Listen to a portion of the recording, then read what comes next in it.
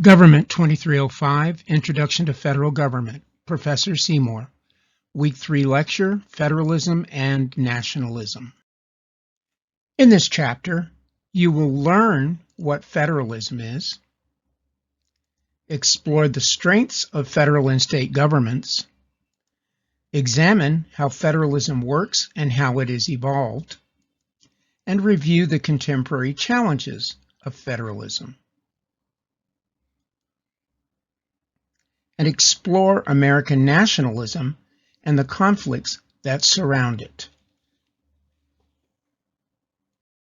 After completing the activities in this lesson, you'll be able to identify the factors behind the formation